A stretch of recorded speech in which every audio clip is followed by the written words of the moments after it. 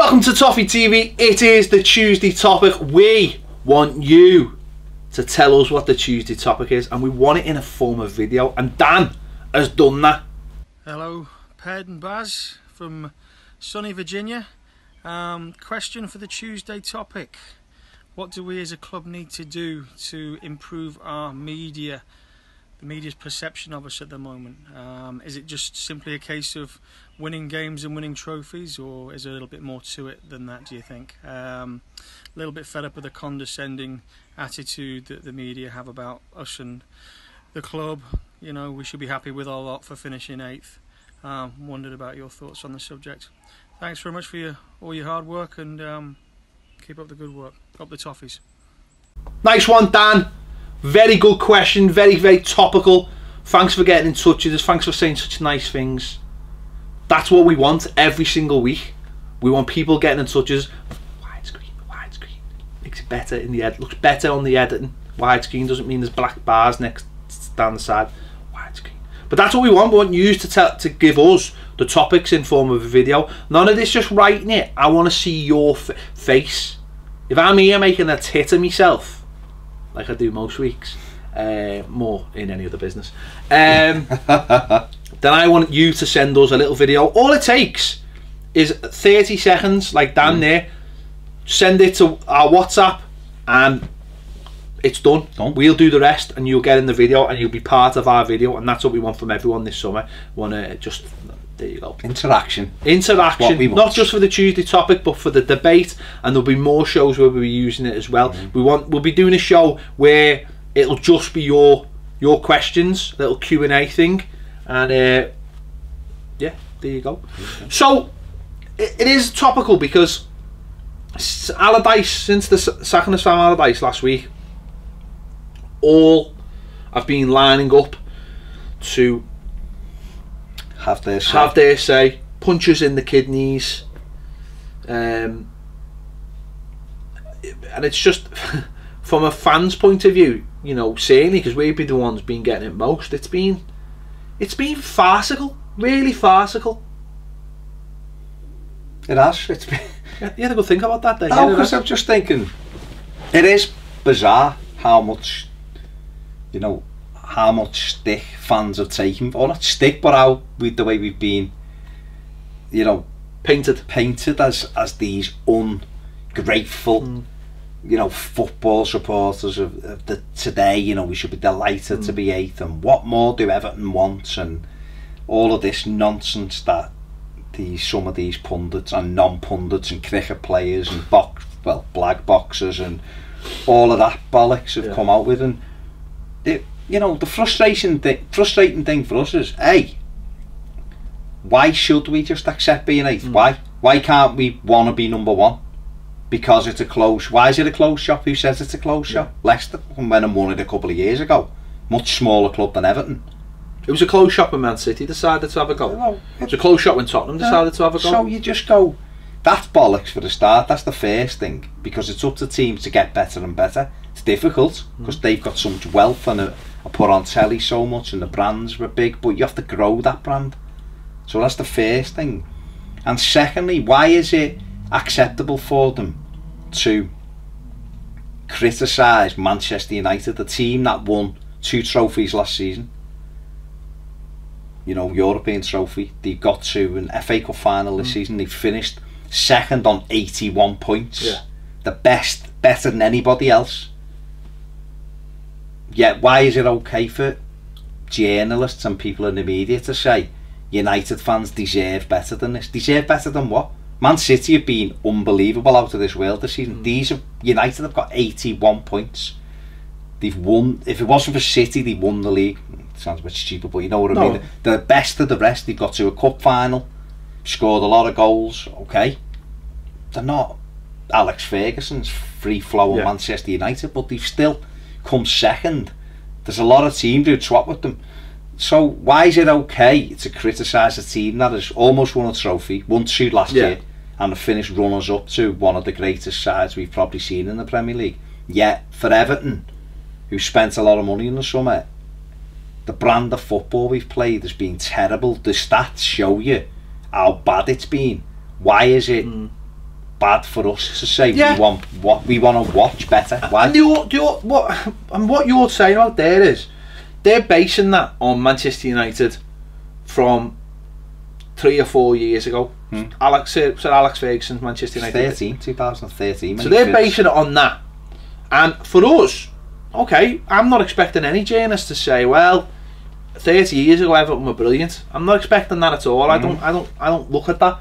But what I will look at is I will look at the league tables in the last 15 years and see that for 10 of those 15 years pretty much we've finished 4th, 5th and 6th, a couple of times 7th. Do you know what I mean?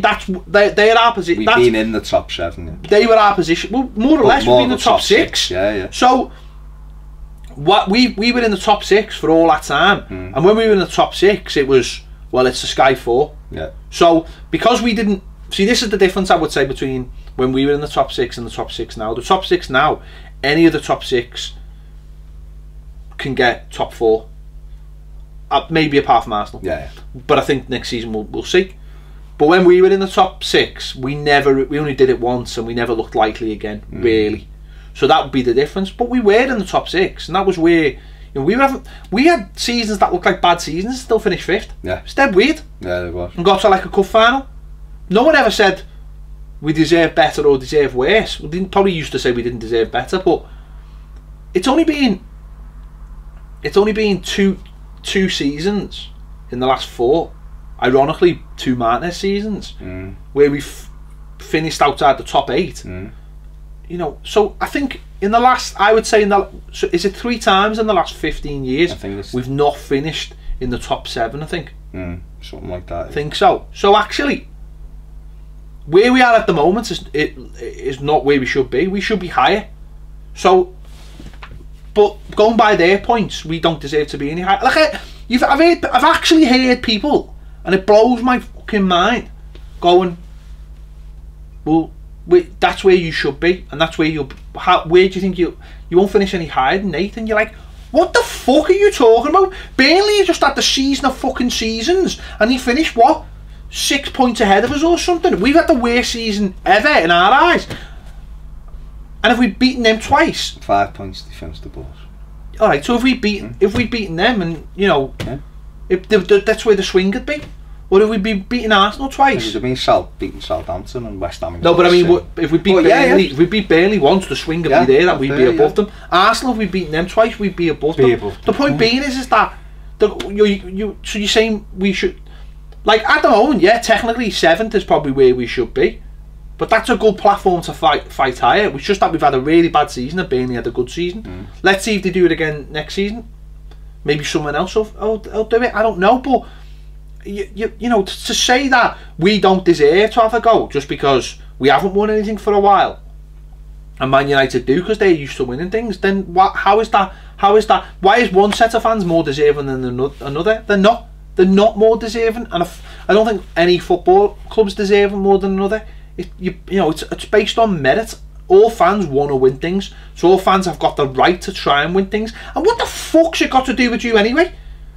See, this is the main part of it. What the fuck has it got to do with you, right? If you're not an Everton fan and Everton finish lower than 8th next season, then how does that hurt you? How does it hurt you? It doesn't hurt you. You got dickheads like Neil Cuttis and his brother or whatever he is from The Sun, because they wrote his autobiography, going, oh, poor me, and getting the violin for what the, if Sam Allardyce were walking to another job, he leaves this job with the best part of 8 million quid in his arse pocket, he'll be all over the telly this summer probably doing the World Cup, or, you know, maybe, and then he might get another job next season, and if he doesn't, he retires. What's the big problem? What is the problem? It's like an actor getting killed on a show. He'll find, if he's a good actor, he'll find another show, he'll be alright.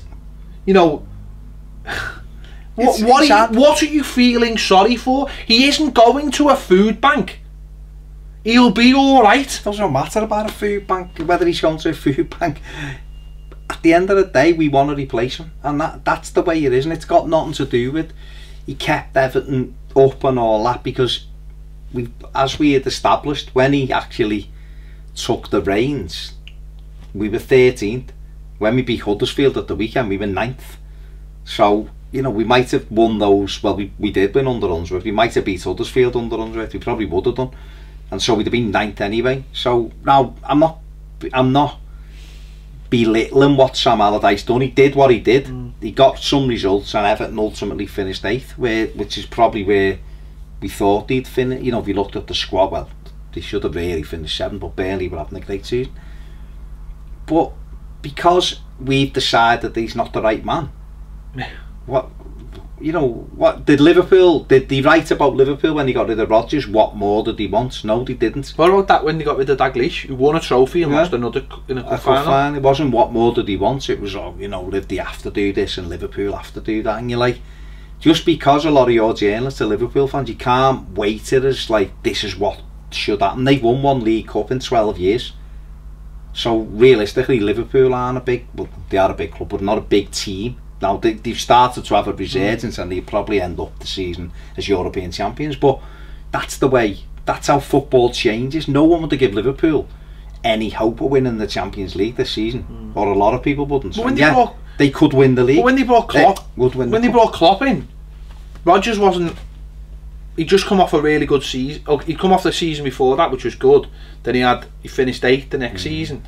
And then they were like, well, we haven't had a brilliant start to the season, we might need to change this. And they did. They seen an opportunity and they changed it. And they're reaping the benefits of it now. That's the thing. But you know, we finished above Liverpool 2 years in a row. No one, and I know there's a perception, and I know in terms of like size of clubs around the world, there's a difference. Obviously we don't see that difference, but that's because we're us. They'd be like, well, you've got to change it. You can't finish 8th, you can't finish below Everton, you've got to change it. You know what I mean? But us, there's no perception, but perception shouldn't matter. If someone feels that it's right for the football club, then people should say, okay. I mean, I've seen there's a few people, I think Jake Humphries from BT, who said, well, I've watched some of that footy, I've been in those grounds, wasn't good, was it? And if Everton fans want him. Rory Smith, who again is always someone who's very level-headed, because I think he used to he works at the New York Times now, but I think he used to be in and around Merseyside. He was, you know, he's not a local lad, but he was another one. He said, if these fans are watching shite, why can't they dream? Why can't they have aspirations? Why do we all have to think that it's going to be these same teams every year? And if it is the same teams, it's very quickly, oh, this is boring. Why are Man City winning the league by 25 points or whatever? Do you know what I mean? It's like, hang on. That's the whole thing. It's like, you know, I had a little thing with Michael Vaughan on Twitter. He was like, can't wait to see Everton challenging Man City next season, playing free-flowing football, you know, deluded Evertonians and all. And you're like, why are we deluded? No one said we're going to challenge Manchester City. We just want to see better football. What we've watched is crap. It's absolute crap. He's done whatever he's done. He's got £6 million payoff for it, and he's off in his villa. He fucked off in his villa after one of the games this season. Didn't even turn up for training. So leave him. No, but you let them do what they want. We're football fans.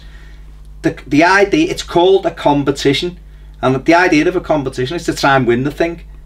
So everyone's got a chance of winning it. Now, okay, invariably the teams that spend the most money generally finish higher at the top end of the thing. But we're trying to spend money to try and get better. Other teams will spend money to try and get better. Teams below us will spend money to try and get better. So it's not about what anyone sees or thinks about us. It's about us going, this is what we want, and we're going to try and get there. Okay, well, let me change the narrative slightly on this, because we know what we want, and we know, and that was basically us just ranting. But do you think we have to change how we play the media then? Because it did seem like it had changed, and we were all like, oh, we don't like this, and then we were like, oh, this is sound, and then we got back to not being like it with the whole Jim White thing. We had Sky turning up at Finch Farm, the whole day at Finch Farm, and it looked like we'd taken steps to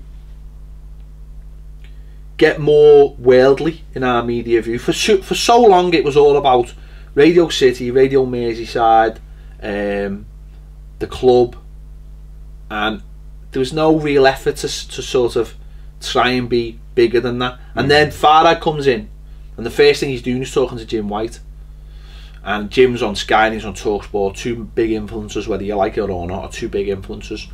And at first it was like, well, why is he talking to them? Why is he talking to him? Why isn't he talking to Everton? And then it was the idea that, well, hang on, he's not. He's talking to the world. He's shouting, he's telling everyone Everton are going to be a thing and want to be a thing.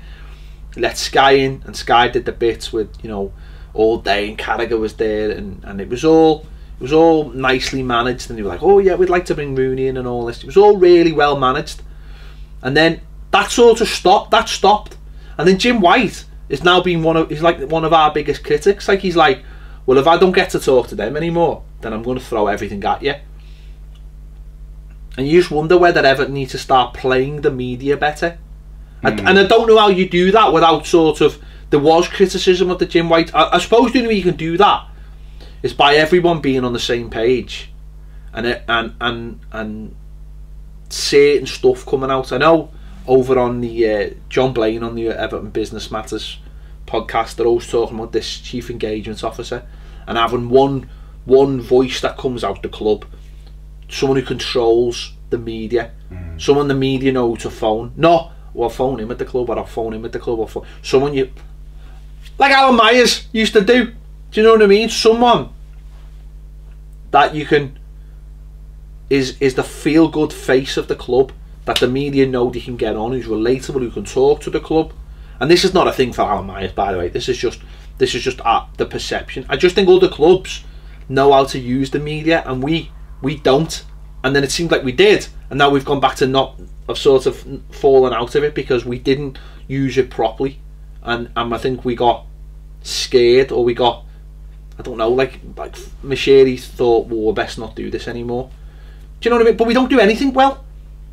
I don't think the in-house media's good enough, because when I say that, I'm not having a go at anyone, but what I'm saying is that Farhad Mashiri doesn't sit down and do like a chat with it. He might once in a while, but he doesn't get on there and say, this is what we're doing, or this is the idea. Like last week when the board was restructured, why didn't he do a 10-minute interview where he come across and went, this is why? When he sacked Allardyce, why didn't he do a 10-minute interview? This is for the Everton fans. This is where we're going. Sky pick it up and they're all over it, because he's just explained it. He doesn't need fucking Ray Parley on TalkSport or some fucking shit comedian talking down to us, because Farhad Mashiri's just gone to camera and told you to your faces why we sold Sam Allardyce. So you don't need Jim White. Sold him. Well, might as well sold him for fucking meat in the abattoir. Right? I won't get into that.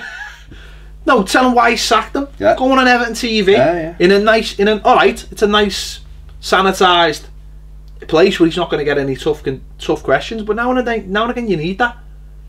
I know it's not what you want all the time, but now if you can sit down and you go, so Farhad, he's welcome to come here. Yeah, he's welcome to Farhad, you've made the decision to sack Sam Allardyce. Why have you made that decision? Well, this is because we're looking to do we're looking to change things around, and we're bringing Marcel Brands in. Marcel, come in, sit down, lad. Get in the no, but you know what I mean. Like, explain why, so that the next day Jim White's got the audio. There you go, lad. End the conversation. Sky is Everton TV got conversation. Conversation's dead. Farhad just told you why. You just can go and ask fucking some lad on hanging out of a white van outside all you want. But Farhad Mashiri, who made the decision, has just told you why he made the decision. And I think we need to start doing more of that. If we're not going to use the national media to do that, then let's do it in house. And let's really up the ante. Let's talk to the fans properly. But to do that, you need the proper smoke. You do need Alan Myers.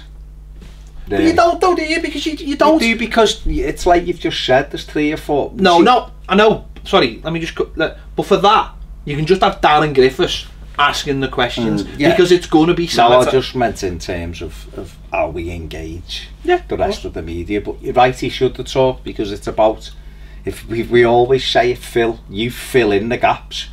If you control the narrative when you're the people. If you're quiet, people will fill in that quietness with what they want, and that's exactly what they've done over Allardyce. They've been able to fill it in. And you're right, Bashir. You know, I think he used Jim White well, but then people were critical of that. Why is he telling him stuff? It's all soap opera, so it was good. Got Jim White was Evertonians. Got some big news. Farhad Moshiri wants this. He's not going to go on Everton TV and go, we're trying to buy 3 players. No, but oh my God, because you can do what he wants. You can change. You don't. You know, but but Baz, no, hang on. What I would say about that is, I understand what you're saying, but it's the perceived rules, isn't it? That are this is what I'm saying. Yeah, but what he was trying to do was broaden our audience, and that's fine. But I think the problem with the whole Jim White thing wasn't that Moshiri was telling him stuff. It was the stuff was inconsistent. Different people were telling different. There was different messages coming out the club from different places. So Farhad's telling Jim White, someone else is telling Paul Joyce something, and all the stuff, everything was inconsistent. But you knew it was all viable. That was the worst thing. So Paul Joyce had his source. Who could that be? Farhad Moshiri's giving stuff to Jim White, and it's all coming out, and it's all viable because we know it's all good, but it's all inconsistent to each other, and that's where the club have to get better. Have a consistent message. And we've said this before. When we signed that deal with the Chinese bank, we only found out because the Chinese bank put it out in a press statement, probably because they have to. Any other football club would have been like, I don't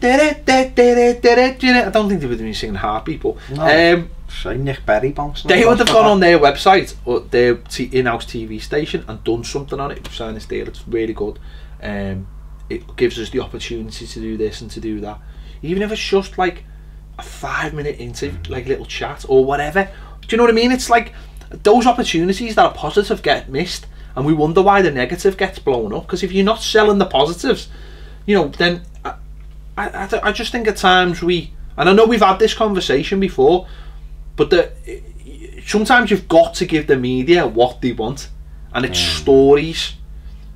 It's stories. I sat last week in the Winslow for the Safe Standing Roadshow. Now, the roadshow was done. It was last minute. If there was 20 of us in there, it was probably 10 more than there actually was. There wasn't many people in there, but John Blaine, who had a nice chat with on the night, got Alan Myers with Sky there, and got BBC in, right? Yeah. So Sky done a piece. I was on Sky. Don't know if you've seen it. You probably didn't. I was on Sky. Talking. Yeah, talking. The interview. Yeah, Myers interview. Myers boxed me up. Good man. Talking about safe standing and stuff. And the BBC done a piece as well, right? The BBC piece I think is not going to be out till January. It's going to be on like a magazine programme. Oh, so from John's point of view, John got the message out. Yeah. It didn't matter how many people in that room because he had Sky and BBC. Sky got something to put on later that night, even if it was just a couple of minute piece.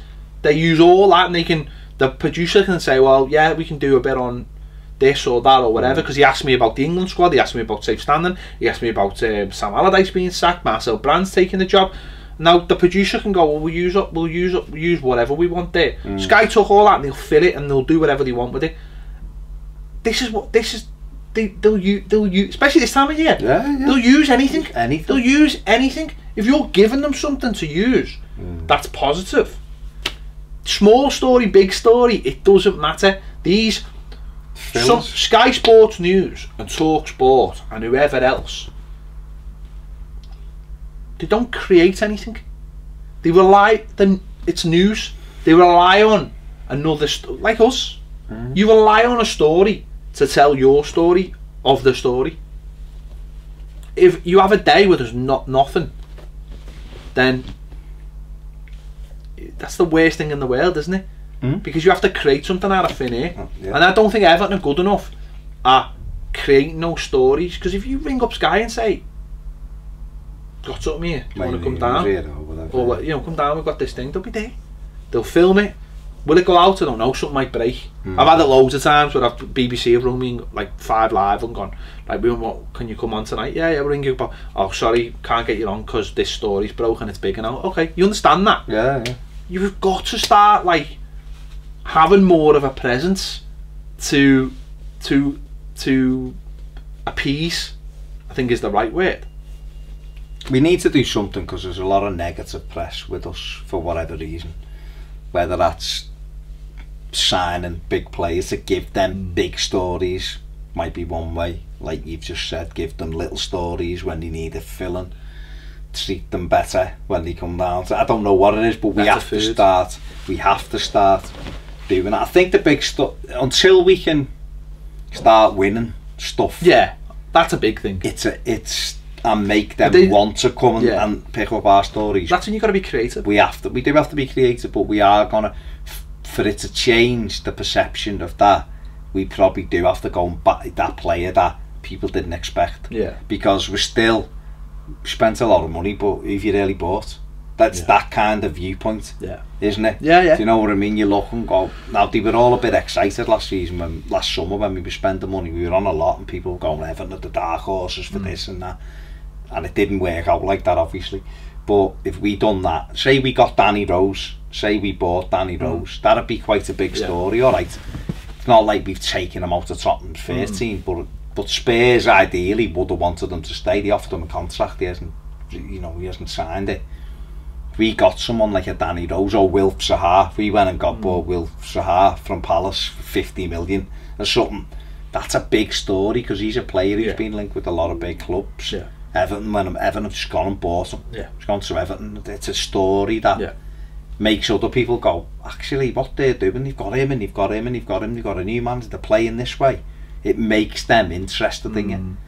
But to accompany that, you've also got to do all the stuff you've just said, and you've got to, Wayne Rooney's doing this, come down, speak to Wayne at Finch Farm and do that, you know, are we settling? Wants to be a coach, come and do 5-minute interview and anything like that. Don't get me wrong, this is not, I'm not sitting here like criticising the club, because people will say, well, what do other clubs do? But I would say the clubs above us, maybe not Burnley, but the clubs above us don't need to generate, because they will have, they're all Champions League or Europa League, and they're like what we were last season.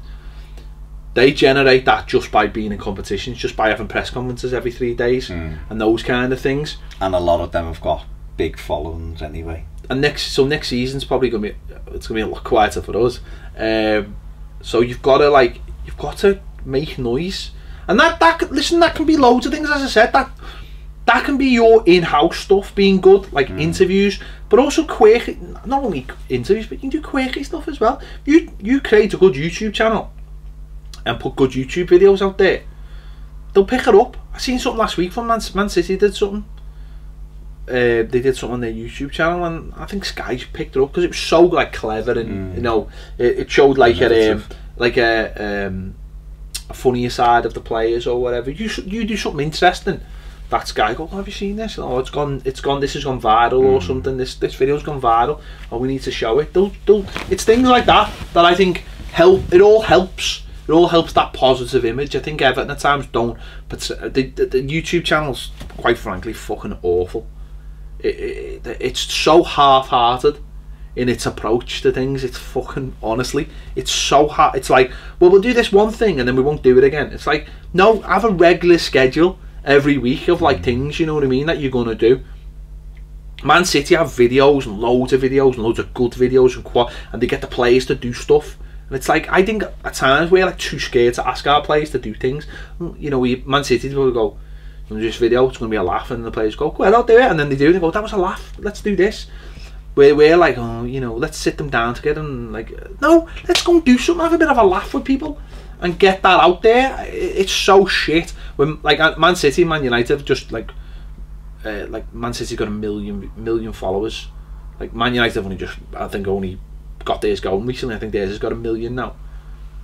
But they're like putting good content on them, and it helps. It all helps pad it all out, and I just don't think we do that enough. No. I don't think we use that well enough. And the thing is, when they do make good videos, like the ones where those show videos that they don't even make. Yeah. When they make them, they're quite good. You know, people watch them, even a 2-minute video of like 3 players. Like I like the ones Soccer AM do. Is it Know Your Drill or something? And it's like, oh, well, you've got to do the where he goes to a club well. and he does the training drill, and it's like they're good, humanised players for a start. They have that added competition, and they're enjoyable to watch. And it might take half an hour to film at the end of training. The players wouldn't be asked. The players would be like, I'll do it because it's a good laugh. But if you did that with like a sponsor or something, and you did that, and they were on every week. I've said this to the club. You humanising players, and at the same time you're driving other fans to watch your videos, and then you're pushing it out there, and all these things help. It's not just one thing; it's a lot of little things. I think. It knows your name and your brand, and that's what it's about. And it's quirky, and you've got to pull people in who are maybe half-hearted, like fans, or shows a lighter side people as well. abroad and stuff, you know, around the world. One of the big things I think's been really good this year, and it's quite funny, the Bristol City gifs when they score. They're just quirky and funny, and everyone talks about them, and they've been really clever, and they trend on Twitter and they become a big thing, and everyone's like, they're really funny, and the players got a sense of humour. Oh, that lad scored, you know, it's like I think stuff like that. I think Everton at time a little bit too up their own asses when it comes to stuff like that. I think we treat our players with too much respect. It should just be, you'd need to, when you come here, you do this. It's not just respect though. I think they treat them like, or like fearful of them. Yeah. Just say, you're doing this, end of. When you finish training, I need 2 players. We've got. And if it's good, and then they'll tell others. And it's a good lad. And we know for a fact that players have been asked to do things in the past and have just got off. After training, I need you and you to do this thing for this thing. And then they've gone. And they were like, you knew I needed you for that. Appearances and all kinds. Shop appearances. And the players have just got off. Kevin Morales. Well, then that's someone's job to control that, isn't it? And go, you don't get off. And maybe, you know, that'll go back to Marcel Brands from now on. And he'll sort it I do think that, like, listen, I know that they're almost like 2 different things, but I think the club should just be a little bit better at what it does in house. Get those Mashiri interviews. Get. Well, that, if you got a Mashiri interview, whether you don't put that, you say we need you to do this, then it will be picked up, and it'll fill both roles, won't it? It gives Evertonians that, and it gives them the opportunity to put it on their Sky Sports News coming up after the break. Farhad Mashiri explains why, blah de blah, done and dusted. No, the thing about it is you don't need one in for every single decision. No. But if you go on and go, again, the other one, I mean, it doesn't necessarily have to be the thing, but when the survey came out, if someone at Everton had come out and gone, we do this every year. Could have been Farhad, could have been Bill, could have been one of the directors could have been Robert Elston, could have been Denise Barrett Baxendale. One of them just go on Everton TV and go, we do this every year. There's no problems. Don't, you know, that's, do you know what I mean? And then that goes on Sky and everyone goes, there's no, where's the story? There's no story. He should shut the story down. Yeah. That's what it is, isn't it? It's head the story off, meet it head on, control and it, control the narrative, control the narrative. That's why Sam Allardyce, this story's been so thingy, was because Sam Allardyce is very good at controlling the narrative, and that's basically what he's been doing for weeks. He's been heading it off. He's been dropping little things. At first, it was like, it's whatever, and then it was like, well, there does seem to be something in the air, doesn't there? But I've done a good job here, basically. Crank it up. Feel sorry for me. And then when it happened, it was like, oh, Sammy's boss, he's lovely, he's great, man, and the media love him because he's always got something to say, and he's always open, and he's always honest, and he'll give them a good line, and he worked that really well, whereas we didn't work that well at all. We played right into the hands of the media by just being quiet about it. And I know some people will say it was a dignified silence. And for some people it will be. You don't need to, maybe you don't need to explain every single thing, but you can also control the narrative, and you can come out and have someone fighting your corner by just saying, this is why we sacked him. And actually it wasn't about Sam Allardyce, it was about Everton Football Club. We want to go in a different direction, and the way we're going doesn't involve Sam Allardyce. Thank you very much. Bye. So you've done a good job. Yeah. Done what we needed, and we thank him for that, but we decided to go in a different way. Yeah. There you have it. Let us know your thoughts in the comments about Everton's relationship with the media. Big thanks to Dan for sending it in. Don't forget, get yours in as well. I'll leave the number that you can send them into WhatsApp, and you know, we'll use them. And if we don't use them this week, if we don't use them next week, if they're still relative, we'll use them. And also we might use them for other videos. We might, if it's a good question, we might put some together and have a little bit of a Q&A. So if you've got a good question, don't be afraid to send it in. And we'll do something with it. We'll do something with that video if it's a good video, and if you don't go on for ages as well. And if you film it. And film it like that. Like that. From now on, you've got to film it like that. So that means that you don't hold the phone like that. You hold the phone like that. See? So you're filming yourself like that. Or film it like that so you can see yourself. And don't be scared. Just go, alright, it's Dave in Bermuda. I've got my shorts on. What do you think about this, lads? Blah, blah, blah, blah, blah. That's all you need to do. It's not hard. Don't be nervous.